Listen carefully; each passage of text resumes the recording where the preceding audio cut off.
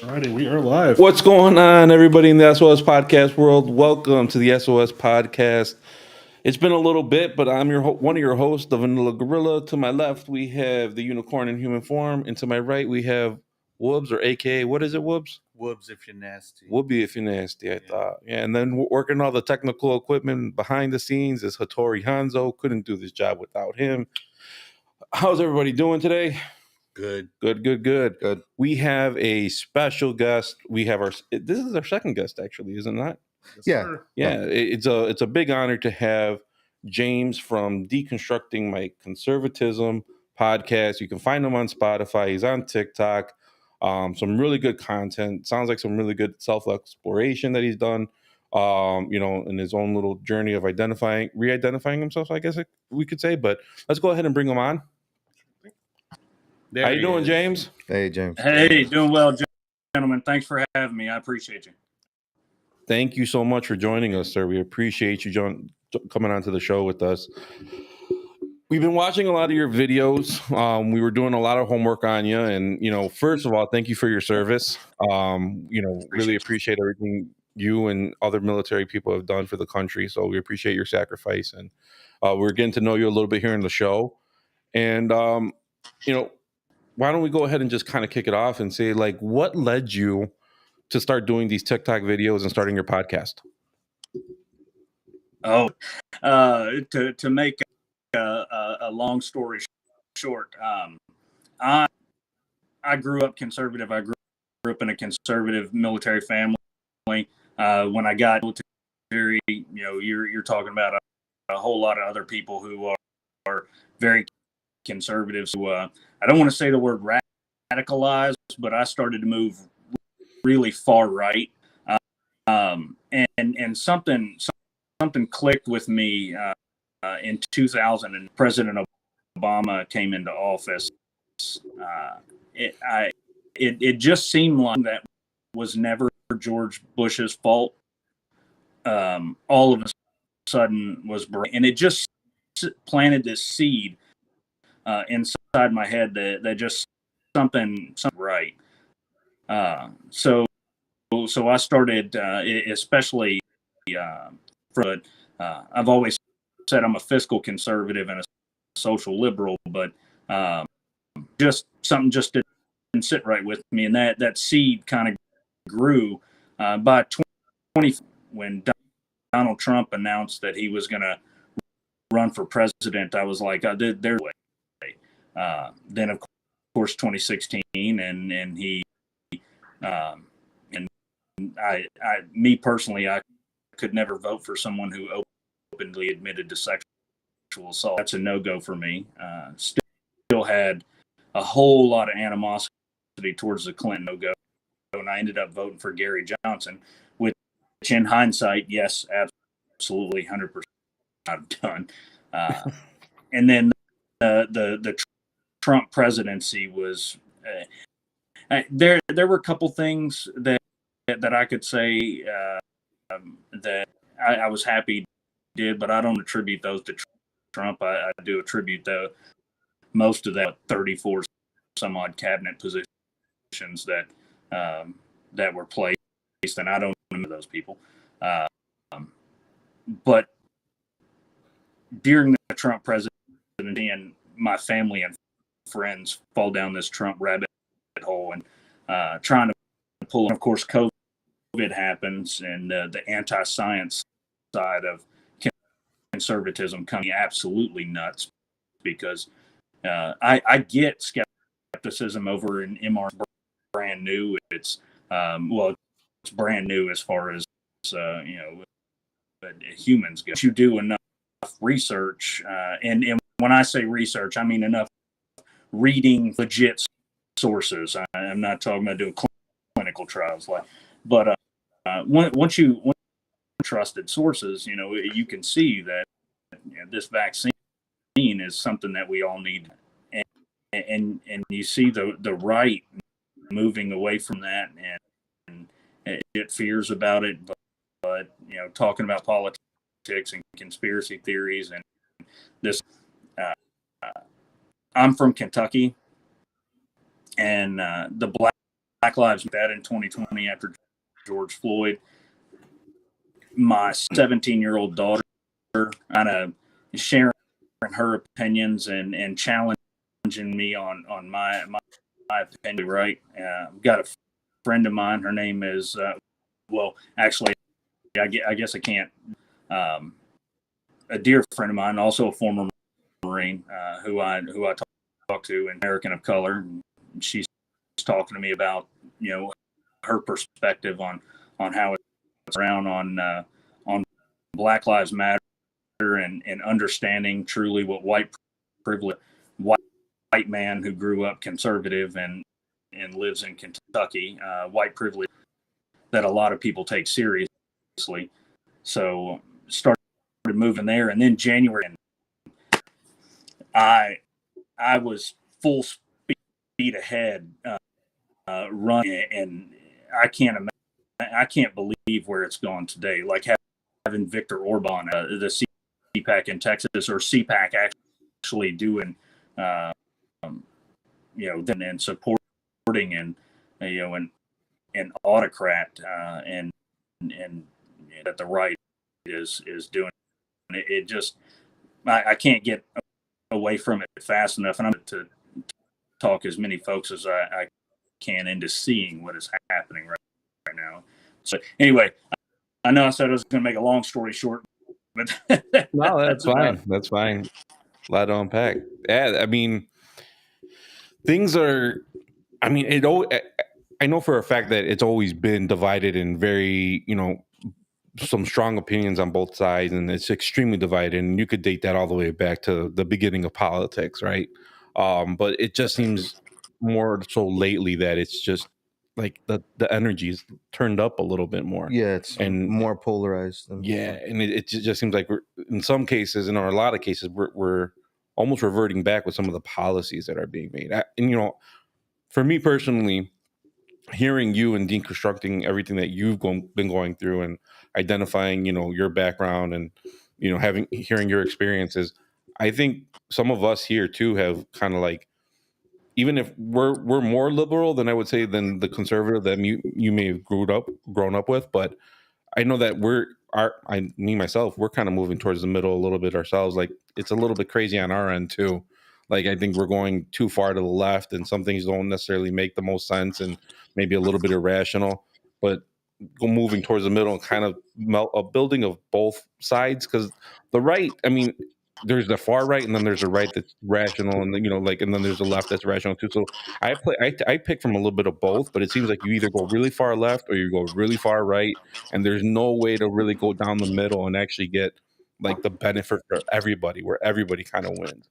It's either one way or the other. Well, I'll tell you, my last corporate job, I was an assistant community nonprofit, and I was in charge of social media and their special projects. And I left. Why I left had to do with corporate culture, but the that I was speaking out against even then was that social media is that divide. I mean, between I'm a public affairs officer for the Air Force, and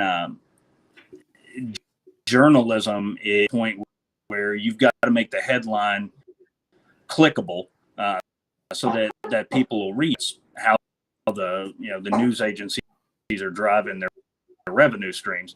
And if I needed to get engagement on one of my social media platforms, all I had to do and for soft veterans, and if I could do that, I'd have engagement for days in a heartbeat. And that's a lot of what's going on the social media to the extremes.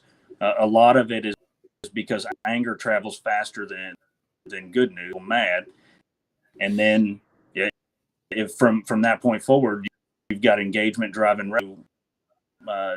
content, and it's gotten to a point now. Divide was almost inevitable because people get sucked into their confirmation.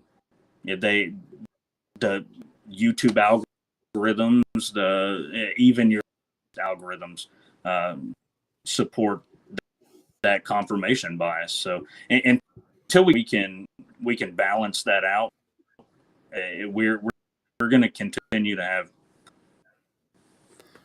Yeah, it's crazy because once you start looking for the way you feel online, those algorithms will start reinforcing the way you feel, and just like a floodgate. It's like, oh yeah, I'm right. I'm 100% right. Yeah. All these other people feel like hint the algorithm at it. Yeah, and then that's all you get fed, and now you're reinforced, and now you start going further, like you said, further and further down the rabbit hole. Since you've been kind of having, going through your journey with all this, what's your holiday meals look like with your family? Do you have more fights now with other relatives, or are you expressive with them, or is it something you avoid? It's you're on point. And I'll say this: I have bad to say with respect to my family, because I know where it comes from, and I understand that they're fed their confirmation bias. Phone call, and I, like I said, just in the off chance any of them see a phone call that said not to post anything else about Donald Trump on my face. My grandmother, I was going to put her in an early grave. There's a lot that can be said from a psychological standpoint on that, but that pretty much sums up how it is. My mom and I all time talking about it, because for 20 years I was the guy family would call me and ask me who to vote for.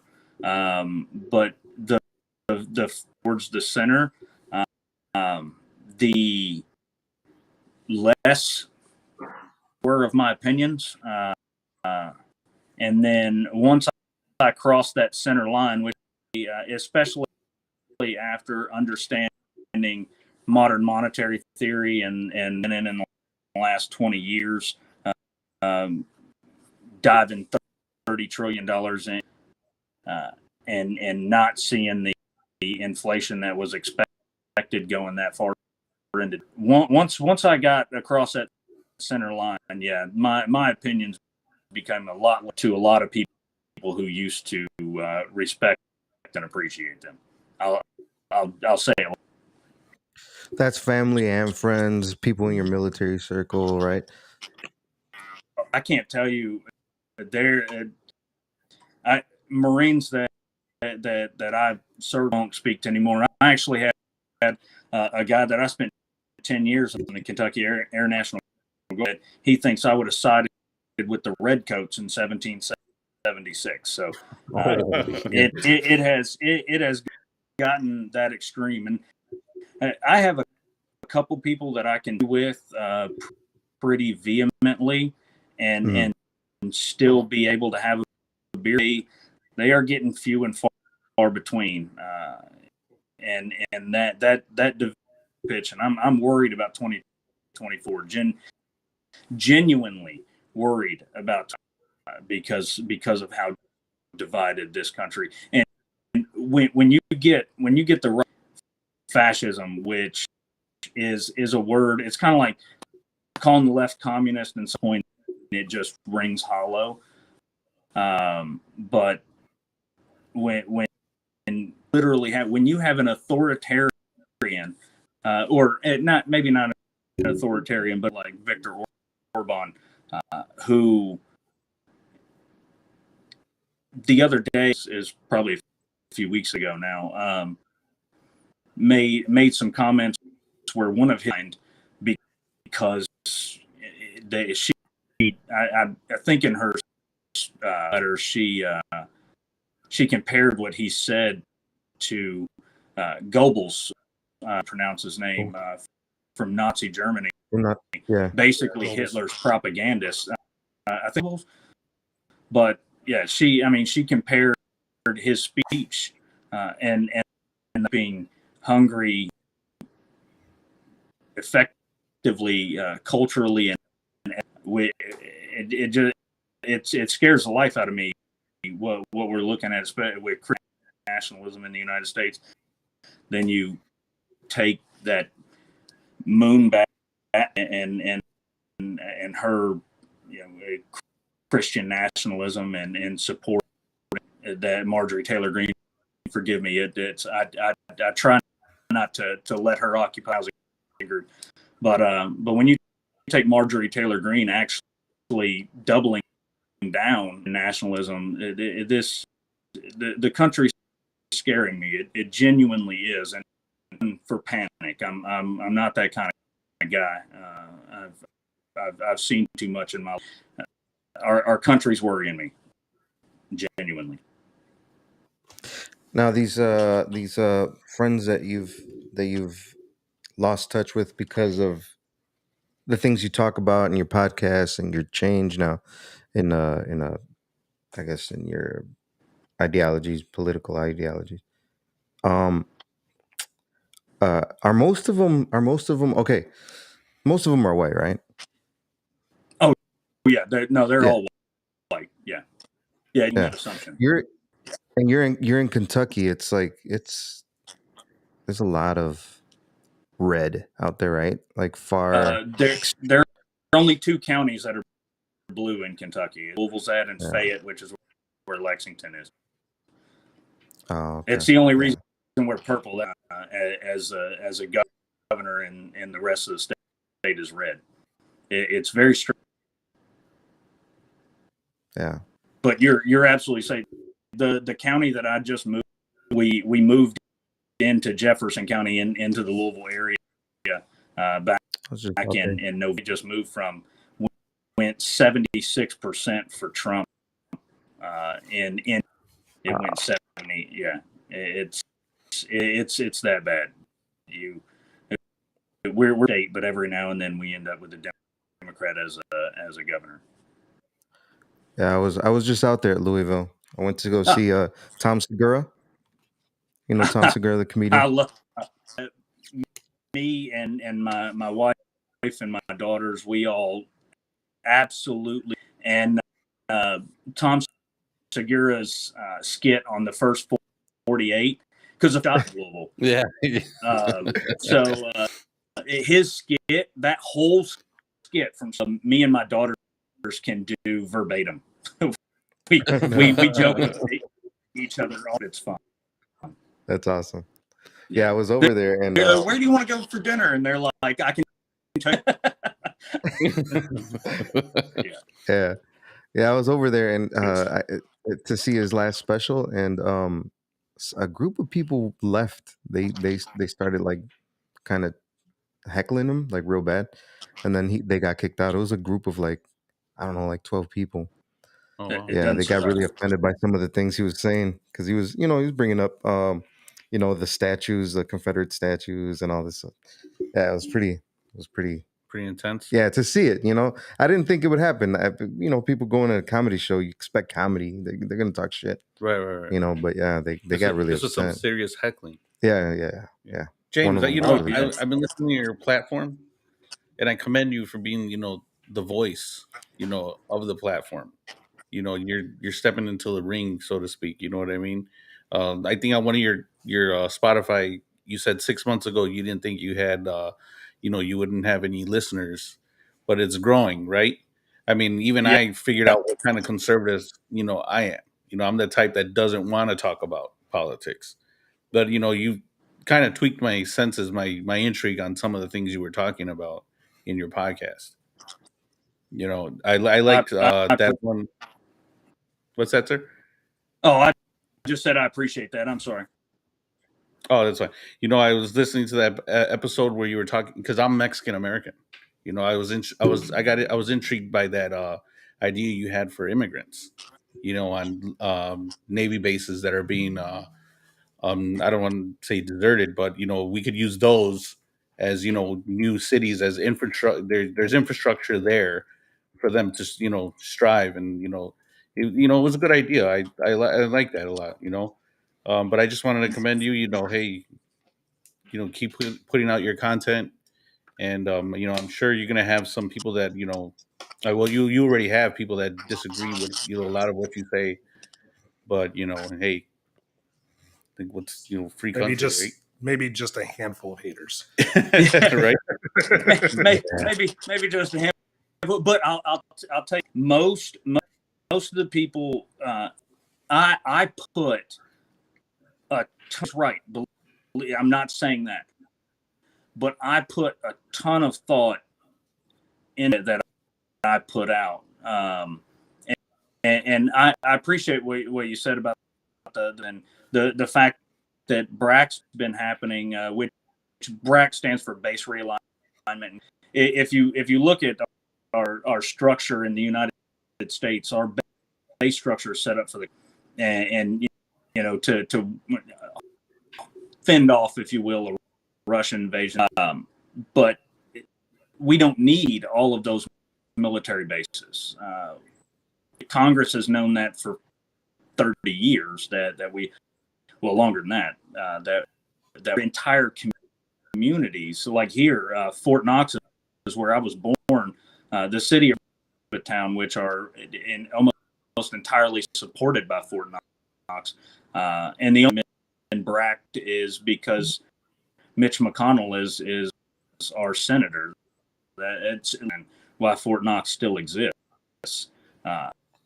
But places like absolutely be a wonderful place, to bring people in, let them work through the immigration process and still become part of the United States, part of America. And when I realized that America is literally two continents, so but them in because this really is it's a great country. Just came back from Antigua, and I'm blessed to have been able to. But you see the infrastructure down there, and talking to people. I talk to people from all over the world this past, and every one of them talk about the United States. And for people who think that I criticize the United States because I love it so much, that we have the ability to better if we could just get past this idea that one side destroy it and the other side is trying to save it. Like that last about a lot of conservatives thinking that we're Republicans and that Democrats want to make the United States a democracy. And even the simplest of debate, which goes back to the problems that we have in the United States. But we will go down a rabbit hole. Yeah. It's funny that you bring up what's it called, your conversations with foreigners about our country.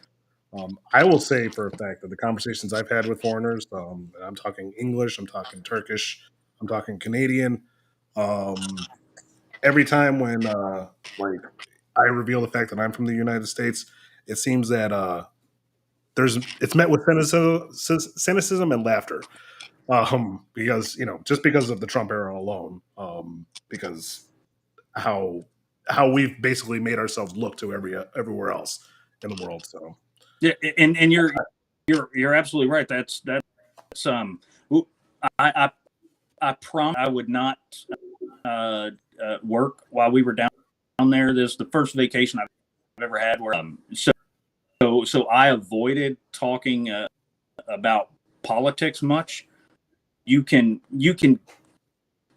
you can appreciate how we look to the rest of the world, and generally appreciate how we look to the rest of the world when it understands that Donald Trump is a grifting con man, and he has been his entire life, and use whatever money he got from his father in order to turn his name into a which the rest of the world can see that. Small loan.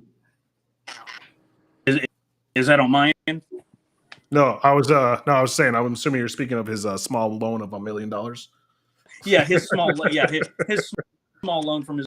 Well, it was revealed. Mary Trump revealed that that Daddy Trump had well over $1 billion when and that so there's no telling exactly what got from that, but if he would have just put it in a mutual fund, that he would have done a whole lot better than what he's done in his life, and it just being a con man. I mean, Charlie Kirk was just hitting on him the other day about the emails, his supporters. I mean, he's been trying to nickel and dime my grandparents for, well, actually longer than that. It's 7 years now that he's been trying to nickel and dime my grandparents, because my grandfather watches Fox News 23 hours a day. So, and I'm not being facetious when I say he watches Fox News 23 hours a day. It gets to a point where it's worrisome, but at the same, the rest of the world sees that, and to see the United States get duped, as you got to appreciate the cynicism that the rest of the world brings. I at least understand it. I don't like it, but I understand it. Where do you think we're headed for 2024? What are some of your thoughts or predictions? Raised Catholic, sorry.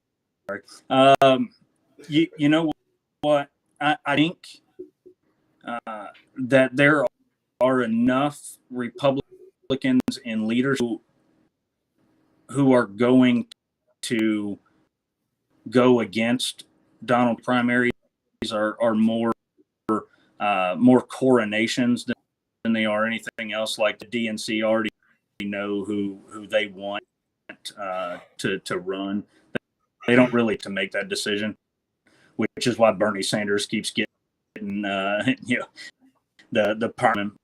How in the world we ended up with Donald Trump is again beyond me, but his is a big thing. My worry, my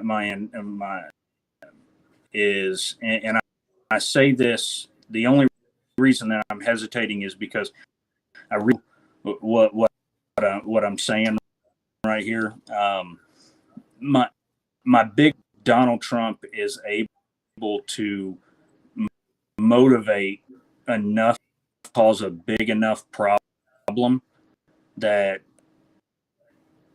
2020, it's up in the air right now whether it's the last general election or whether it's the opportunity for us to put all this nonsense to bed.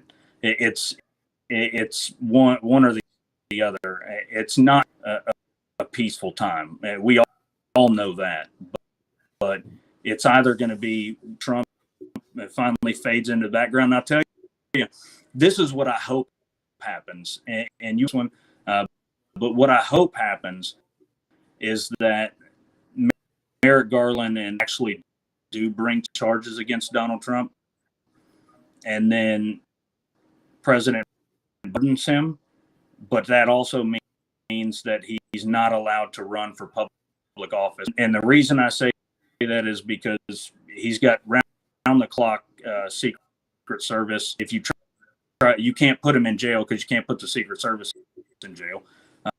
All the secret put him on house arrest.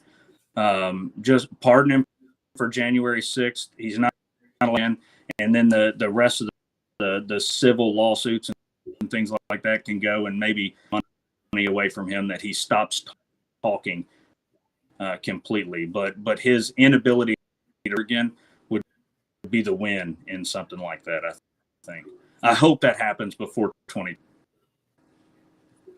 Yeah, there's a lot of chess moves that have to happen before that plays out. Like I think that's what a lot of people forget is that even on the left, like they get up in arms about a lot of things that are reverting back to like they're losing, like the Roe v. Wade thing's really big, and some other things that Republicans are trying to take away from them.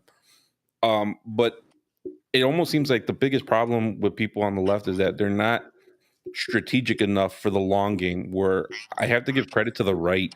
They play the long game and they do it in a way where they're setting, even with their Supreme Court justices, or the judges, they have like all those guys set in place so they can overturn those things. And I think there was somebody had said like if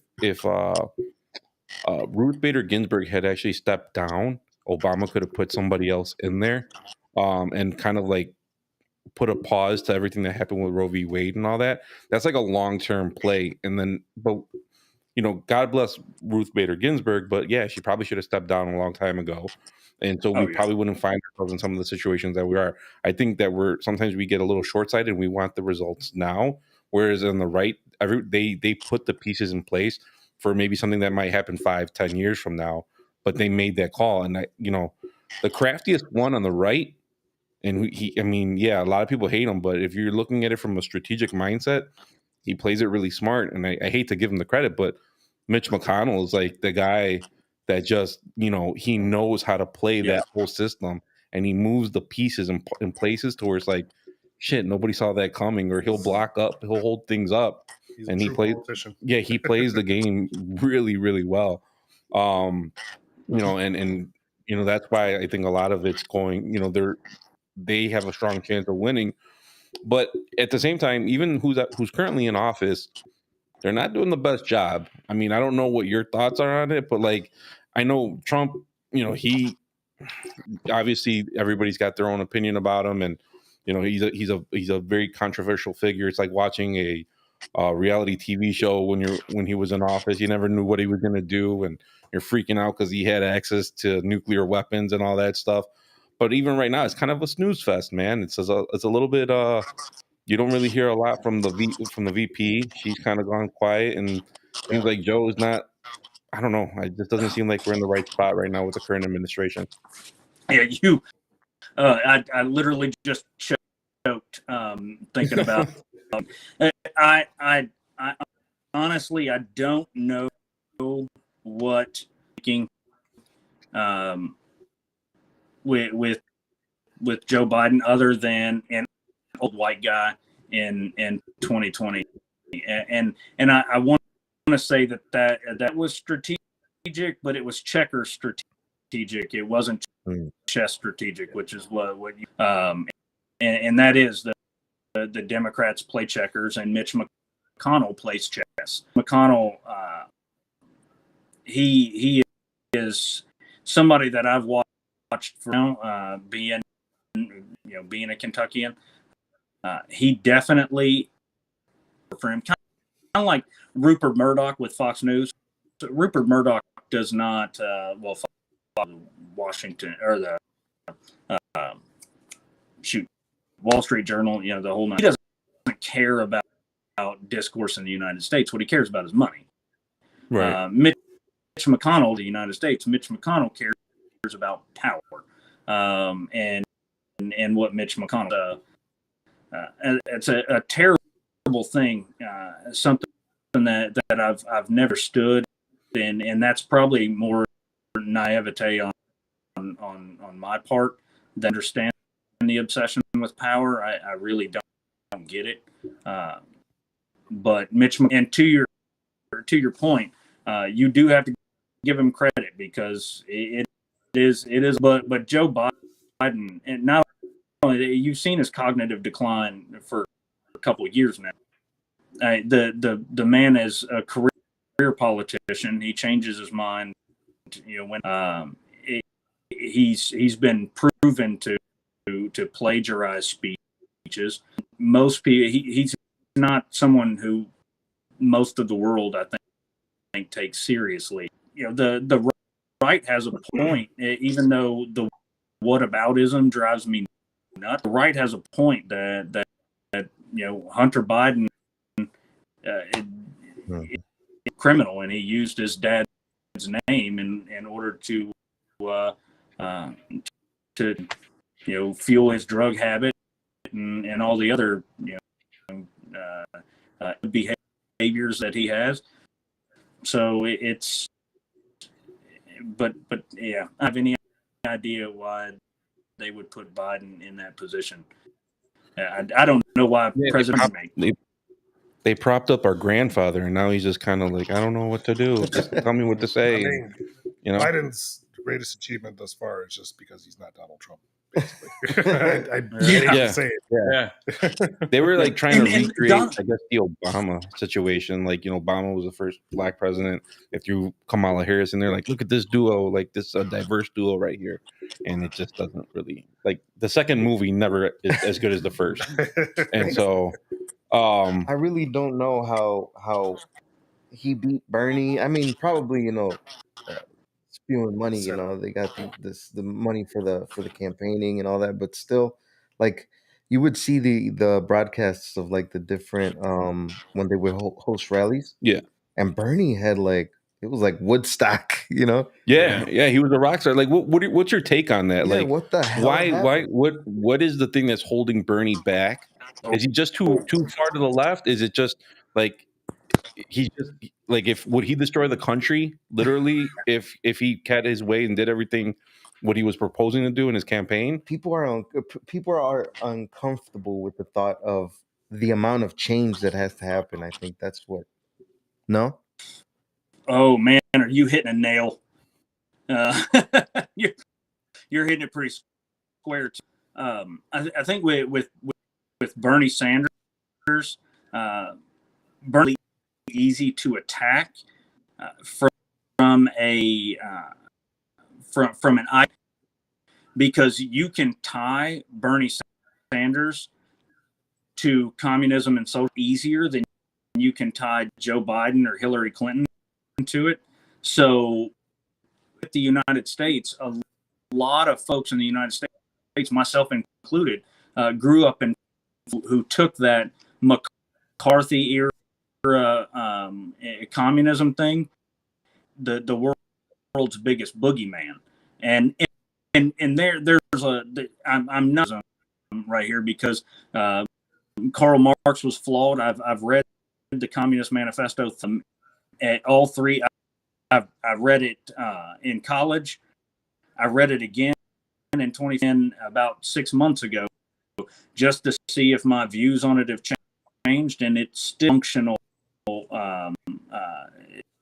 system of economics, but you can use that in people's limited understanding over the head, and he would lose in a general election in an absolute landslide. He doesn't want that. The DNC saw what was happening with Bernie Sanders, and genuinely believe that they did everything they could as the nominee.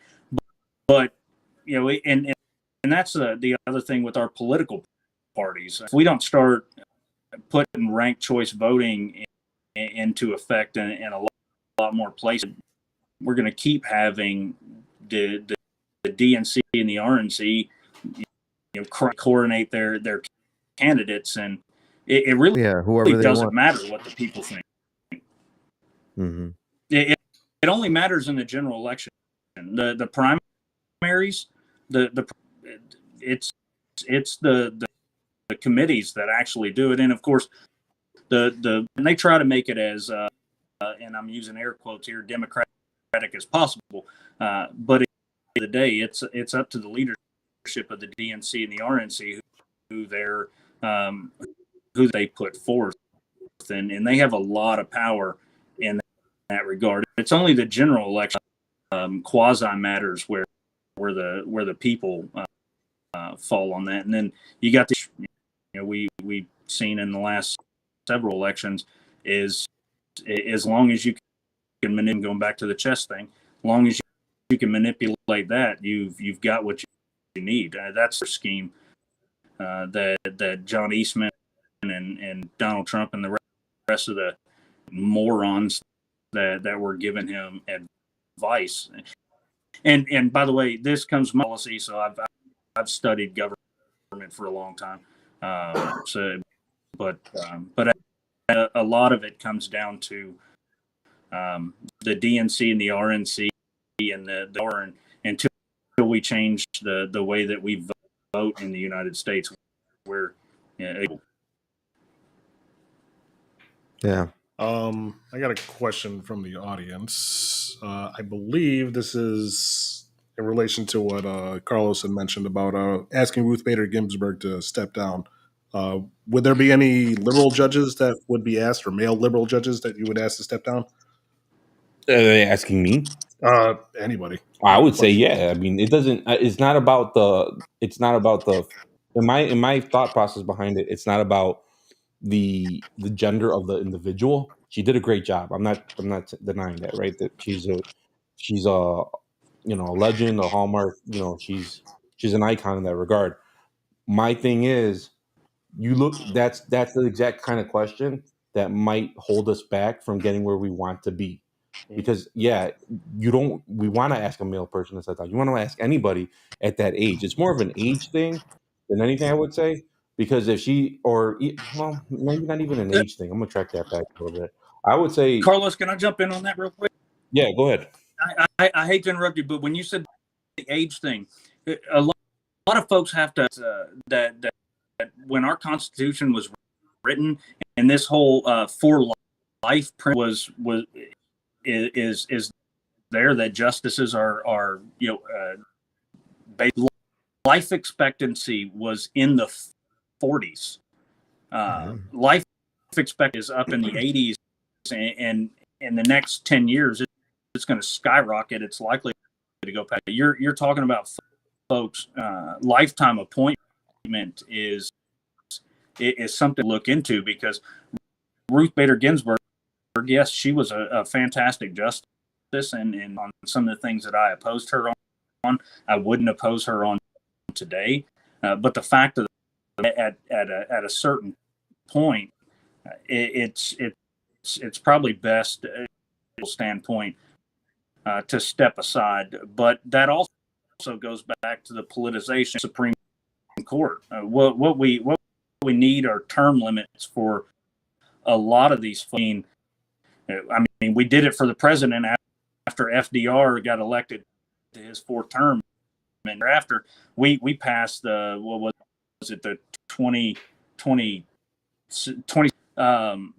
just minutes after, and when I say minutes, it was a few years. That amendment doing presidential term limits, because he's the closest thing we've had to a lifelong president. He probably would have ran again if he would have. Term limits and adjusting our Constitution are a big thing. And to the forgive me, I don't have any glasses on, I can't read it.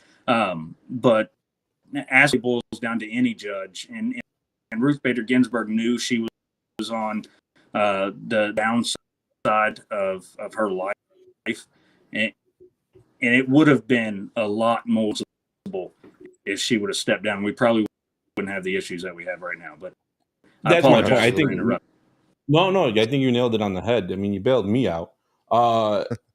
But I didn't mean anything by asking a female judge to step down.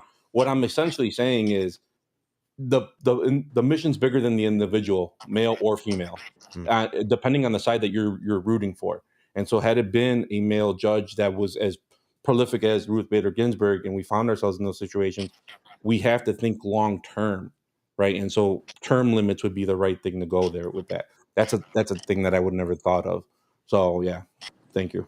And it goes back to playing chess, man. Yeah, it goes back to really is. That's what it is. I think that we get obsessed with the one thing, but yeah. I think I guess what Lastrola's point was that Clarence Thomas, for example, is someone that needs to be asked to be stepped down, essentially, not just for his harassment, but yeah. I mean, again, the things that are going on with Clarence Thomas's wife, that absolutely has to be. There's you can't have a sitting Supreme Court justice whose spouse was part of a coup, and if anybody on this planet thinks that Johnny Thomas and Jenny Thomas did not talk to Clarence Thomas about this, they are, I don't know what kind of fantasy land you'd have to be living in to assume that conversation did not, and how Clarence Thomas has been with Supreme Court justices is different, but basically by John Roberts, I have no idea how that has, but that is a whole mess. And yes, Clarence Thomas absolutely should recuse himself, or at least step down from the bench, just out of sheer your wife tried to. It makes no sense to me how he's still on the bench. Yeah, that whole situation with the coup, and that was a crazy scene. I remember where I was at. I was at home working, and I was like, "Holy shit, this is actually happening!" Like that. That's something that's gonna, like, we look at the history books when we were kids. That's going to be in our kids' history books, and watching this whole thing happen. That was scary. That was insane. But yeah, to the person who asked the question, yeah, 100%. Ask him to step down. I'm not siding with one individual or another. I'm just thinking about the long-term play and keep the chess pieces moving down the field. Keep the ball moving down the field. That's what we're driving at. And just to keep it, because now Ruth Bader Ginsburg and I know this is a sensitive topic in the United States. A justice who's an American of color, but Brett absolutely lied under oath. Not to mention, credible of sexual assault. Justice Alito absolutely lied during his confirmation. There's a lot of reasons for each one of them to be to recuse themselves from things that they blatantly lied about under oath. It's nuts. And lying to Congress isn't considered perjury. It's actually a little bit more serious than that. So it's just craziness. So here's an interesting take that I heard a while back. So there was plenty of support for Bernie, and then when Bernie had to step out of the race during 2016, it was said that there was a lot of votes that went to Trump. And the place that we're at with the Supreme Court now, a lot of those people blame those Bernie voters for the overturn of Roe v. Wade, because if it wasn't for Trump being elected, he wouldn't have gotten these other two in, essentially moving it to the conservative side, and causing this mess that we're in. Do you think that's a valid argument that it's solely the Bernie supporters who ended up supporting Trump just because they didn't like Hillary, as being the problem that we are with? I genuinely don't believe you can do that, because that lay in the spoiler vote, and I say this again just in transparency, Gary Johnson. So it's a good possibility I spoiled for Hillary Clinton, but lay that on you can't lay that on our actual system, and that's another thing that we need to get away from country is that blaming specific groups of people, if you will, the system itself. And the system itself is absolutely, we're working we're working from a document. Oh, goodness, I'm about to open a whole can of worms.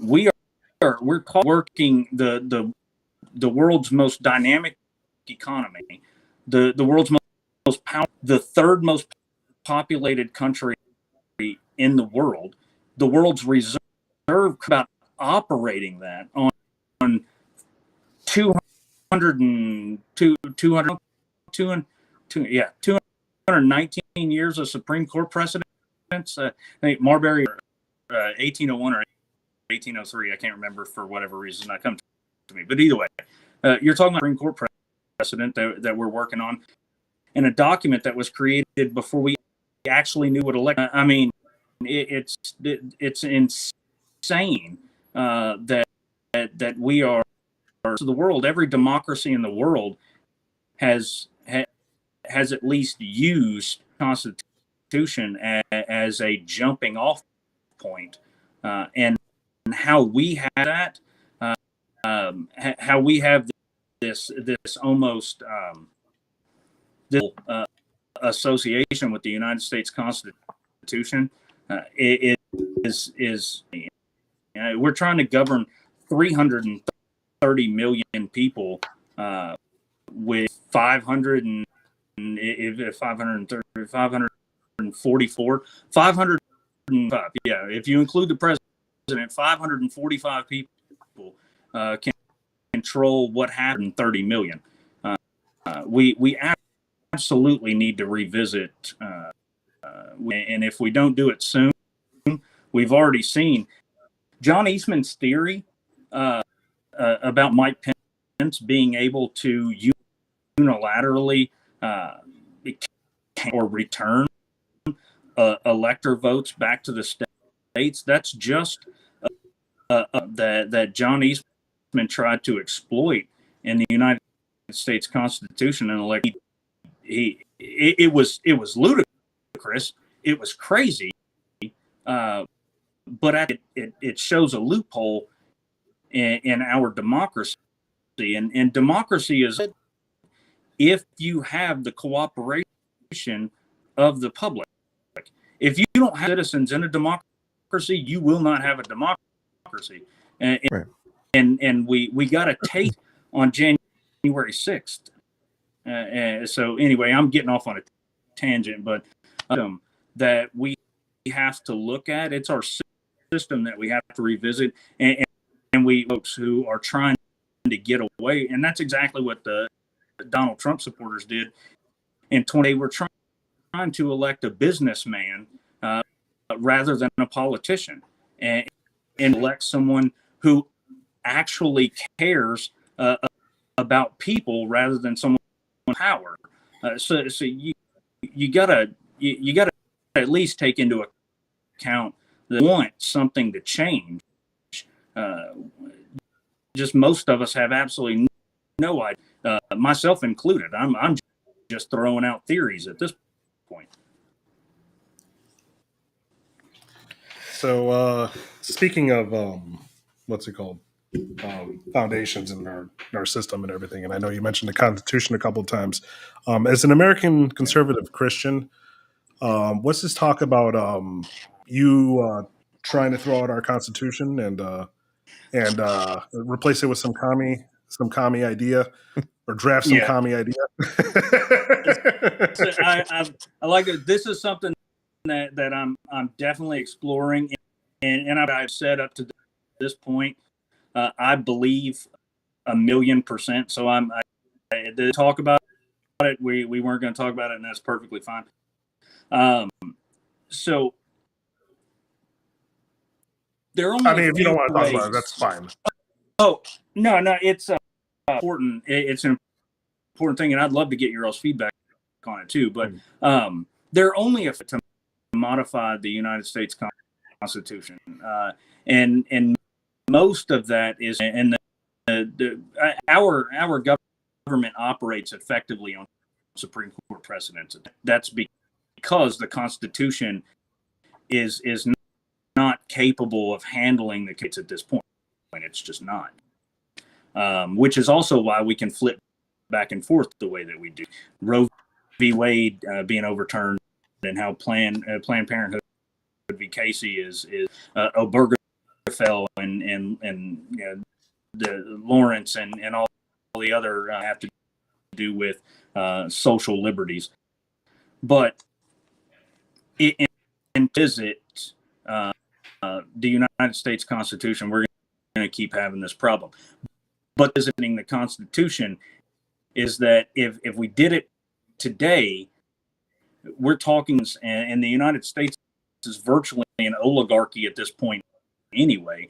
Elon Musk, White House, and he's going to get talked to. Jeff Bezos is going to get going to get talked to. The rest of us do not have that level of. We don't have millions of dollars to throw at lobbyists on K Street in Washington. So if we allow the Constitution to be revisited, we're likely to end up in a mess of a constitutional convention, and the odds of being ratified by the state. So the theory that I've put forth and to begin to work on now that all the wedding stuff is over with, and the honeymoon, my bride and I are enjoying our life together. I plan on to crowdsource a new constitution for the United States of America.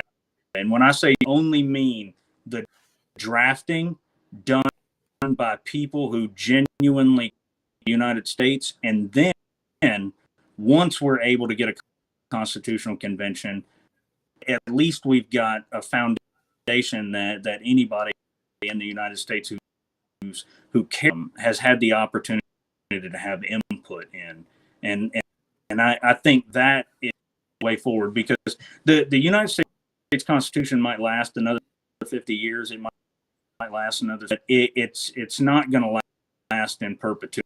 It's going to have to be.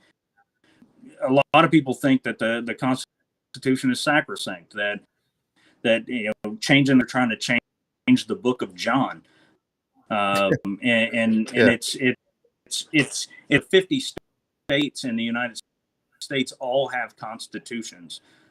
The federal it operates on Supreme Court precedents at the moment. Yes, the foundation, but it is possible to have an orderly transition, a new constitution in the United States, and it can absolutely be done. The current constitution, but there's no way the United States citizens, the idea of a bunch of politicians getting together and creating a constitution now, and I think that's what the big problem is. And you look at Brexit and Britain or the UK, if you will, trying to leave the European Union. It wasn't the Armageddon everybody thought it was going to be. It's been a disaster. It's been a mess because it wasn't done responsibly. But the United States can transfer a more sustainable document that governs the relationship of people. And we're going to need to do that at some point. And trying to do works. It works. If it doesn't, at some point, the people in the United States need to that we are eventually going to have to more sustainable constitution. And until we get these Christian nationalists who believe our Constitution is inspired by God simply because people who wrote it, said that they were Christian, is in most way. Until we get to that point, but I think if this that it gives. Oh, I just saw that. Wedding ring. Haven't worn one of those in a long time. If the people who actually care together and start working on it, I think that there's a way to talk during that time to get them to understand it, and the process would take a long. And at that point, I think you can start talking to the American citizen transition to a new United States Constitution, and I think that's possible. And I think that as interconnected as we are, it's people will eventually, jump on board with. and that's there definitely is What's that? I was gonna say there definitely is like this fear of change, huh? With the right, with this whole yeah. any time anybody talks about something like that, like amending the Constitution or doing away with it, starting fresh. There's like this like a underlying fear, isn't there? Like even with you talked about Musk. We talk about him kind of often. Um, he's he's become obsessed with eugenics, no? And then there's that the birth dearth we've talked about before too. Is there like a real fear then? Like, what's the deal with the fear of having, you know, any change? Or now I'm going into eugenics and stuff. That was just on a tangent, but yeah, let's bring that up. The supplement Yeah, and well, GNC? No, eugenics is it's like It's like, what is the it, like study, right? You know what eugenics is, right? You've heard of that? men's oh, testosterone? Yeah, basically where you no. It's like try to The manipulate thing Frank Thomas uses. no, Oh my no. God. It's like it's manipulating the birth rates and population of a certain group, right? and the mixing, which The of mixing, course yeah. There's like is a what huge fear of Victor that. Like, it's what Victor Orban was actually talking about, the mixing. There's a lot of things that I'm learning about race and the difference between race, and I can't speak on it in a in an academic sense, if you will, between race and ethnicity. And the thing is, with eugenics, eugenics is the thing that Hitler really wanted when he was talking in this and the other, which is yeah, which is odd because Hitler was not a so it's kind of strange how that worked out. But Margaret, the right comes across with their issue with Planned Parenthood is that Margaret's Planned Parenthood, yeah, she supported eugenics, but a lot of people in the early 1900s, why Americans of color were treated as poorly as they were up until World War II. The fact that we knew that we couldn't stand on virtue if we were still treating Americans as color citizens, when we started juxtaposing the United States with Russia. Reason why the civil rights movement was simply because we wanted to look better than Russia, and there's a that was hard for me to understand and accept. But once you look at the evidence, it's relatively clear. But to your point, I don't think a lot of people like when they're listening. I don't think a lot of people understand exactly what she's putting forth. I'm going to come out and say we want the United States to be a white Christian nation. They're not going to come out and say that. And the thing is when you're speaking to people, if you looked at somebody in Walmart and said, "Do you want the United States nation?" They would tell. Do you want the United States to be what? I'm sorry. A white Christian. Oh, we lost it. Okay. We'll wait for him to come back in the meantime. Wait for him to come back. Yeah, there definitely is a lot of fear though there. So that's what it's called, George? Eugenics? That's actually eugenics is like the study and the actual putting forth the action of manipulating DNA. Yeah, no, just population. Oh, population. Just who, like that's part of the theory, the standing theory behind the whole redactment of Roe v. Wade.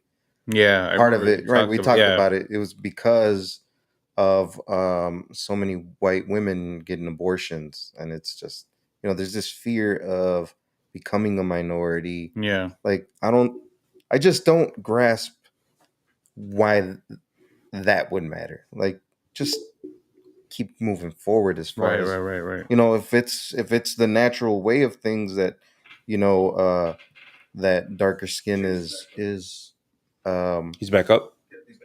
yeah, bring him back. James, you back? That darker skin is Can't hear you, James.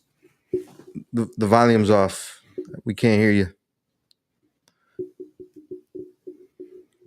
But yeah, if it's what's natural for darker skin to be genetically dominant, and you know, why not just go along with it and let it happen? Why make it this big thing about? I don't know. It doesn't register why that. Right. It's because you're not white. Sounds off. Yeah, We still can't hear you there, James. Still can't hear you, James. Sorry, boss. We can't hear you. Your mic's out. We'll get it figured out, folks. You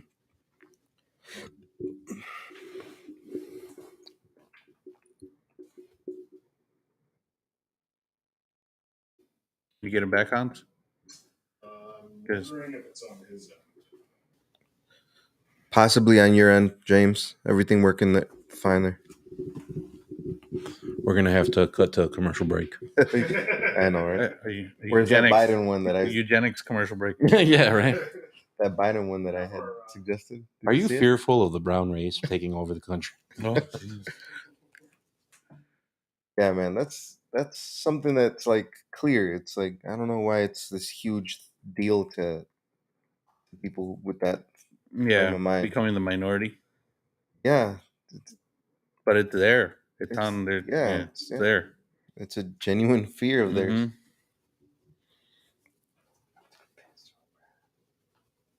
Just go. Right now's the time.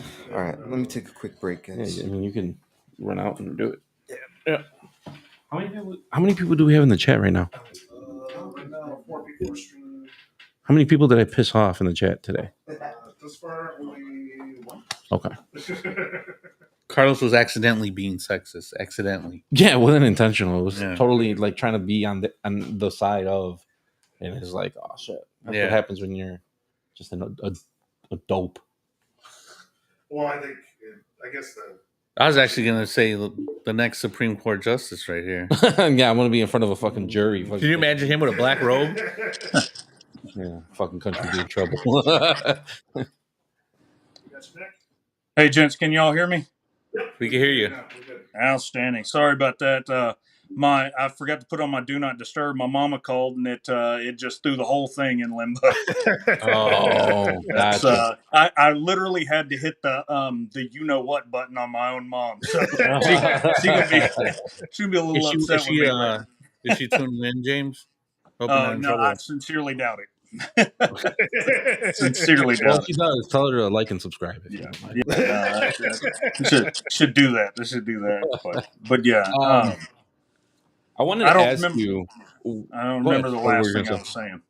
Oh, I and we're trying to pivot here a little bit. No, yeah. With all this controversy and all this divide and all this back and forth between both parties, as a global power, how do you see us like moving forward comparatively to countries like China, countries like Russia? That there's that whole, what was the name of the female basketball player again? That's Grainer. Brittany Griner. Yeah, all that. Like, do you think other countries kind of got us by the cojones a little bit, in seeing how we are? And then also, I'll follow up with another question after that. Go ahead. Oh no, if you look at the issue like with Nancy Pelosi visiting Taiwan and China getting all kinds of up in arms about that, I like the fact that the United States didn't back down and that Nancy Pelosi went ahead and went to Taiwan. But at the same time, unnecessary provocation of China, not exactly a good thing, and that's what we're seeing at the moment. And I struggle with this one because the United States, the global hegemony, if you will, for the last 60 years, that's an important status in the world. But I know it's naive. Again, I look forward to the day when we all stop competing with one another and we start actually cooperating. I know that's a pipe dream as far as it goes, but China wants to be the world superpower. The United States wants to be the world superpower, and Russia wants to regain its former glory. And Vladimir Putin is working on that diligently. So, this and I struggle with this one, but I am glad that we went ahead and went to Taiwan. Yeah, because I think they want to. They have an interest in taking it over, like reclaiming them back, and I think they won't even let certain celebrities refer to them as their own country, or they like won't air their movies in China if they recognize them. Yeah, John Cena was one of them. Like, but they kind of control us a little bit. I feel like even with the notion of money, right? Like, oh, because China's a big box office for us for any movie star, and if you recognize Taiwan, like in the way John Cena did, they won't. They'll pull his movie right off the bat and all that. So I think that's the one thing where they got us, where we kind of like, oh, don't say this because we'll upset China. NBA players, they can't say certain things about China. Yeah, Like they'll cut them off, and there's that. And then there's the TikTok thing. The TikTok, they have all the like if you allow all the permissions, even one or two, they get everything on you. They understand that they like your history, what you like, what you don't like. It all gets fed back to China because it's a Chinese app. yeah. I was like, does anybody have any reservations about using it as a platform? Because you're giving all your information to China. I mean, Oh man, if you're worried about your information being out there, believe me, it's already out there. I mean, China created its own F-35 based on the plans that it stole from the United States. If China wants it, they've got it. Whether it's your information that they've gotten from TikTok or a lot of the hacks that have happened. But there's not a whole lot they can do with it except manipulate what we buy. I mean, that's basically all you can do with it at this point. If any of us want to live in a in a technologically advanced civilization, I don't want to say that there's a level of privacy that we have to give up because it's not like China is they got a dossier on James Killens like I'm that important or anything, but they can do what Russia did in 2016 and manipulate voters through social media based on their targeted demographics, and that's what we need to worry about. But that requires an informed and in tuned public to understand that your data can be used to manipulate how you think, and that's the thing that we need to take into consideration. Wild times. Yeah, that's well, I mean, do you have anything else As far as like any questions or? Yeah, and if y'all forgive, my puppy is having a hard time at the moment. I don't know if y'all heard that or not. yeah, is he okay? Kind of dog? His mama's got him at the moment. She's trying to take care of him, but I like I say, if you could hear it, he was struggling there for a second. That's all right. It's all right. No, Do you plan on writing a book at any point with all your I meant to ask that. insight and everything, your self exploration in this whole thing?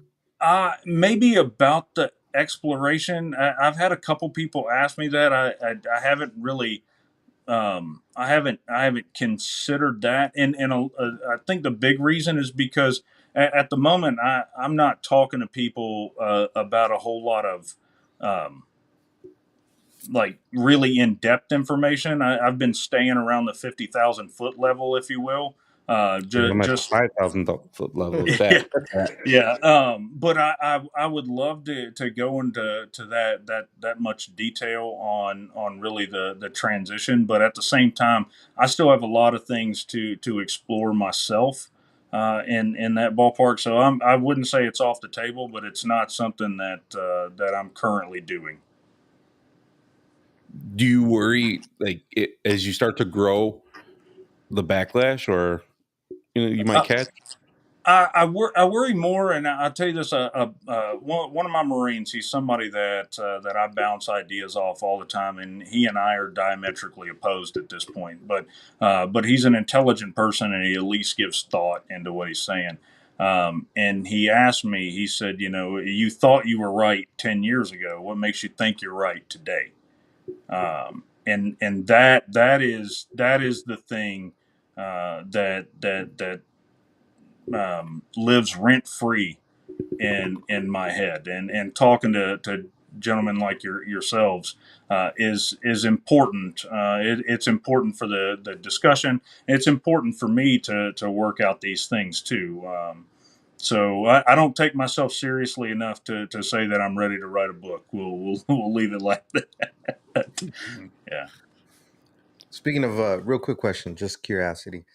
Right now that we're talking about your kind of exploration into all this, and you're researching, and not too in depth, but I know upon going into stuff like this, you're gonna cross paths with a lot of weird conspiracy theory type stuff.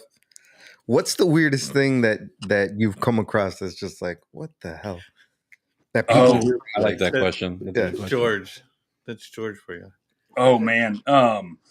As far as weird, I'm telling you, the QAnon blew every conspiracy theory in the world out of the water. How in the world somebody was able to?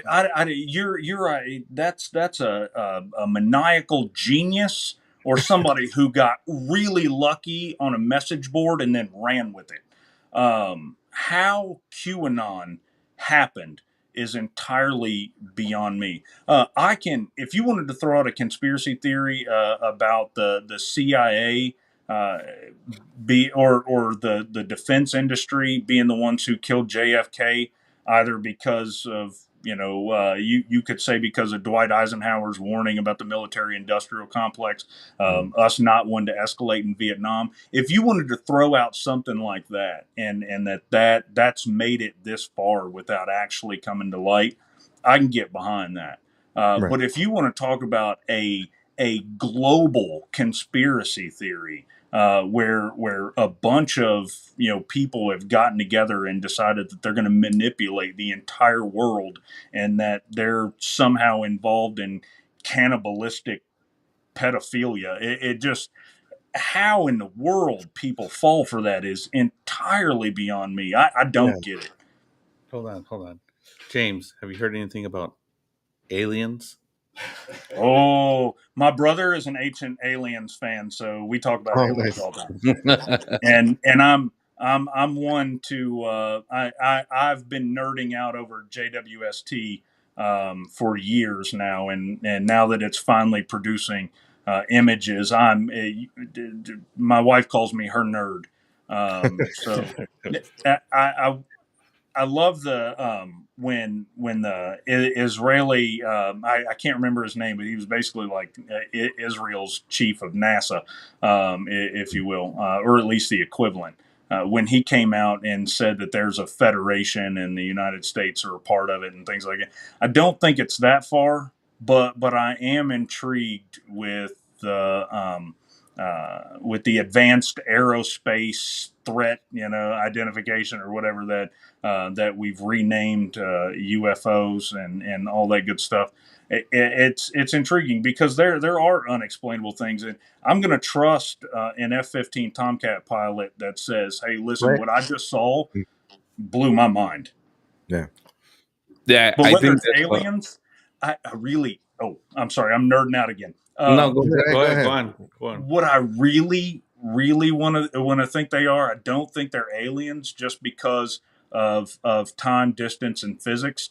I really want to know if they're future humans who have figured out a way to come back, and they just they're taking field trips to see what it is that we're doing back here in this time of That's a popular absolute theory. chaos. Yeah, that's a popular theory. Are you familiar with the Bob Lazar story? With the what? Bob Lazar. Oh yeah, with Bob Lazar and Area 51 and Yeah. what was it, Trojan hats and all Sector that. 4 or something like that. Yeah. Yeah.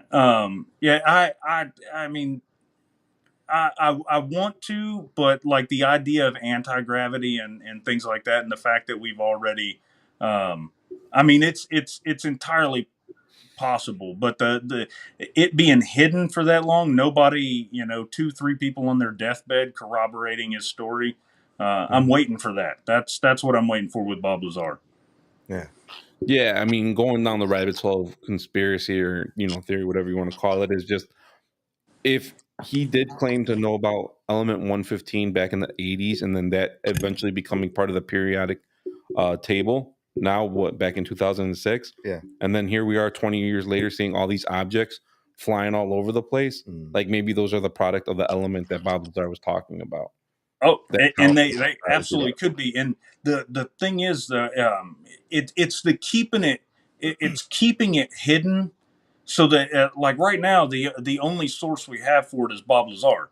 Yeah. Right. We don't we like nobody else in that whole program over the last 40-50 years. No deathbed confessions, nothing like that. That's I really I need somebody besides Bob Lazar to come out and corroborate his story as a credible person.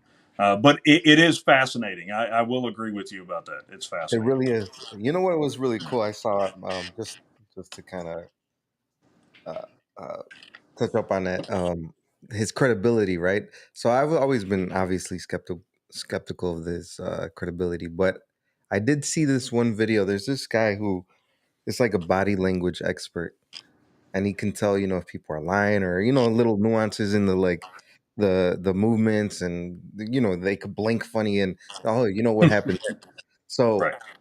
there was this one guy who was an expert in that, and he went through a whole interview like of Bob Lazar, and he's like, "There's no reason why I would think, in my opinion, in his field, that he's lying," which I thought was really cool. But you never know.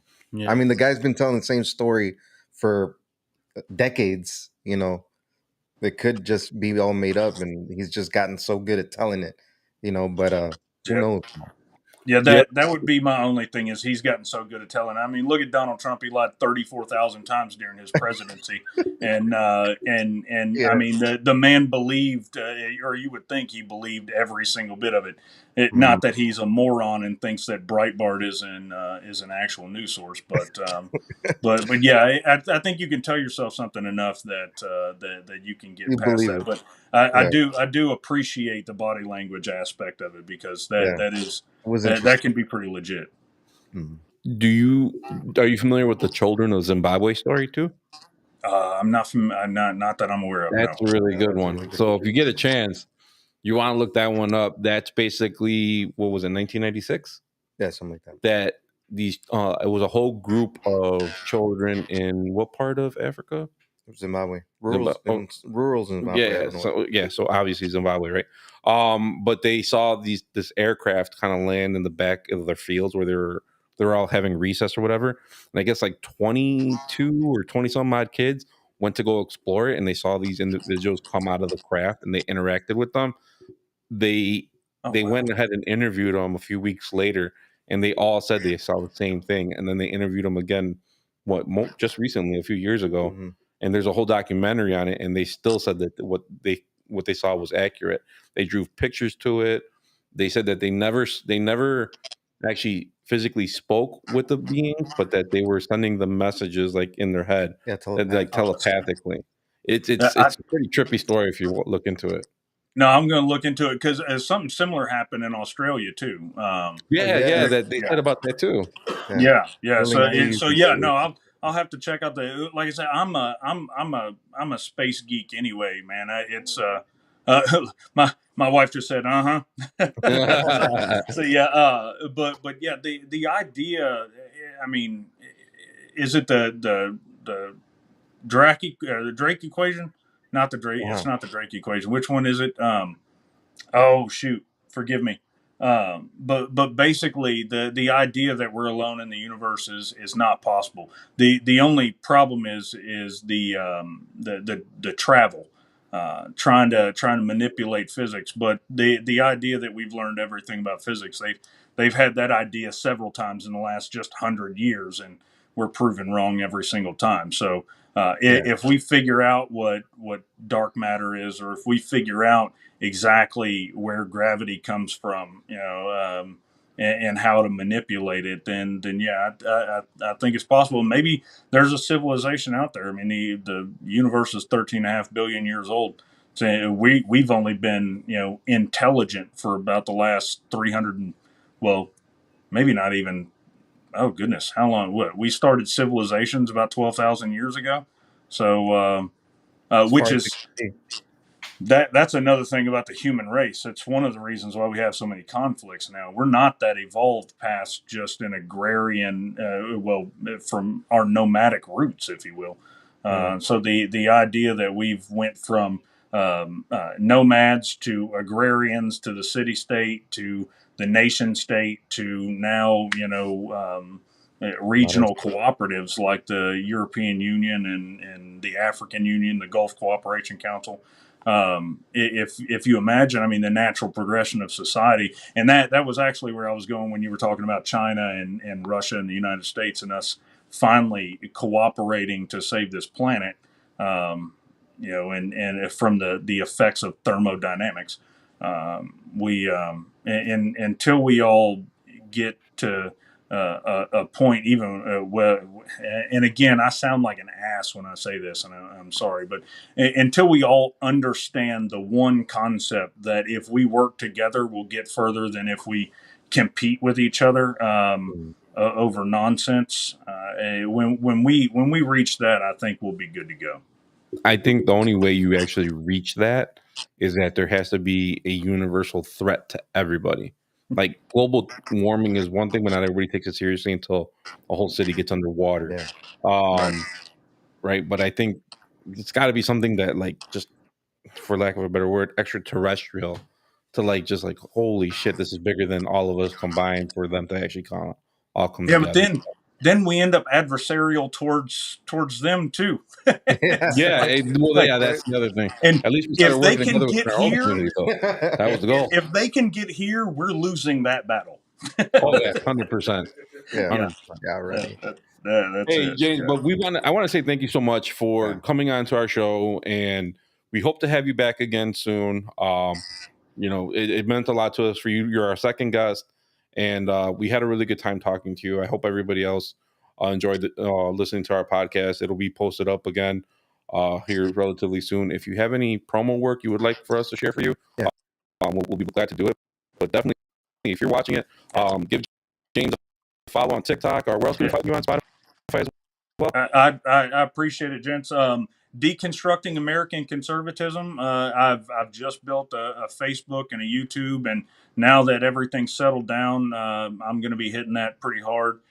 You can find me on TikTok. It's James Killens, or my original handle, DuckData3, where I started talking about how I was raising my girls and why they're three of the most amazing people that I've ever met. But to that, Al, Carlos, George, I appreciate you all bringing me on. I'm honored to be on, and hopefully we can talk again if you all want to. Oh yeah, definitely. We're gonna have Hans. Oh yeah, Hans is the he's the one. He's the guy. Man, yeah, Hans and I are becoming friends real quick behind the scenes. So I appreciate it. If anybody's listening who follows my stuff, you got to go follow Hans too. Check us all out. All right. Well, thank you so much, James. You have a great day. Take care of that puppy, and we'll talk to you soon. Will do. I appreciate you, gents. Y'all have a good one. All right. Thank you, James. Take care.